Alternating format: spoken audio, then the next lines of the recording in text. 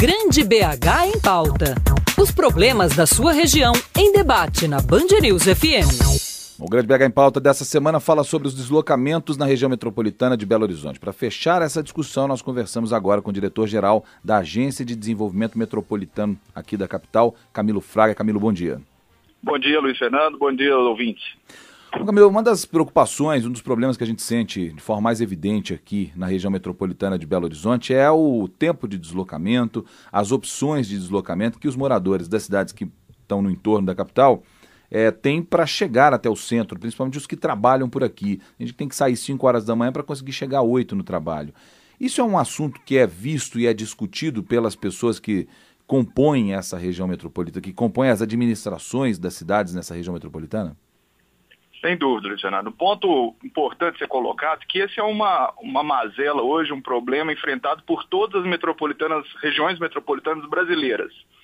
Mas, em especial, a região metropolitana de Belo Horizonte, ela tem uma característica diferente, por exemplo, de São Paulo e de Rio, que são as seguintes situações.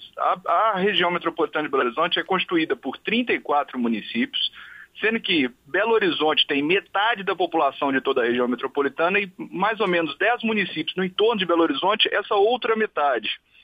O que significa que essas 5 milhões de pessoas acessam o macrocentro de Belo Horizonte. Então, a política de mobilidade colocada no plano diretor metropolitano é de descentralizar as atividades na região metropolitana para evitar que as pessoas se desloquem para o macrocentro. Então, esse é o diagnóstico geral do problema da mobilidade. A agência metropolitana, através da Secretaria de Gestão Metropolitana, realizou há pouco agora, nós em breve divulgaremos os resultados da população, da pesquisa Origem e Destino, que é a pesquisa que mapeia todos os deslocamentos da região metropolitana. Isso é importante para podermos melhor planejar a mobilidade na região metropolitana. Bruno, agora, quando você diz que há uma intenção, uma necessidade de se descentralizar essa discussão, descentralizar esses serviços, na verdade, nós estamos falando, por exemplo, do trabalho das pessoas, né? Como isso é possível, por exemplo, uma pessoa deixar de vir ao centro da cidade se ela precisa vir para trabalhar, ou a região central da cidade, né, mais especificamente? Exatamente. A ideia de se difundir, de se descentralizar o serviço é através do conceito que estamos chamando de novas centralidades, ou seja, pensar outras regiões centrais na região metropolitana que atraiam, no primeiro momento, o emprego. Essas 3 novas centralidades estão colocadas na Regional Norte da região metropolitana, Regional Oeste e Região Sul. Esse propósito, então, é exatamente, no primeiro momento, ali colocar o emprego dessa massa da população, bem como que a pessoa possa viver por ali por perto e também se divertir. É um conceito de longo prazo, mas precisamos pensar que as regiões metropolitanas brasileiras viveram muito tempo sem planejamento. O primeiro ponto está sendo desenvolvido pelo governo do estado, em conjunto também com o governo federal, o rodoanel da região metropolitana, principalmente a alça norte, que liga exatamente a centralidade norte à centralidade oeste, que fica ali por volta do município de Betim e Contagem. Então, é importante primeiro pensar que esse rodoanel é um papel fundamental de indução da regional, tanto a regional oeste quanto a regional norte. Você bem disse que o próprio governo do estado já incentivou a descentralização na área norte. Sem dúvida alguma, esse rodoanel é também um indutor da criação da centralidade oeste.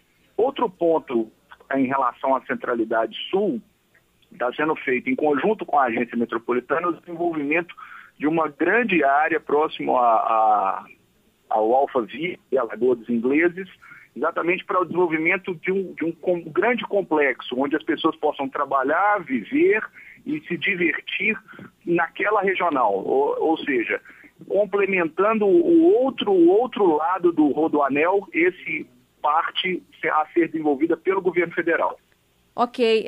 Você tem mais alguma dúvida em relação a esse assunto, Luiz Fernando? Não, para nós está mais do que compreendido. Agora, Camilo, a questão maior que nos preocupa, por exemplo, quando você a gente fala em integração, a gente fala em centralização ou descentralização, tudo isso depende de boa vontade dos gestores públicos dessas áreas, né? Quando a gente vê, por exemplo, um prefeito de Confins que não aceita arreda pé de jeito nenhum, dos táxis de Belo Horizonte circularem por lá, quando você vê um prefeito de uma outra região que reclama que moradores da cidade que está logo atrás da dele usam o seu sistema de saúde, parece que não há esse entendimento.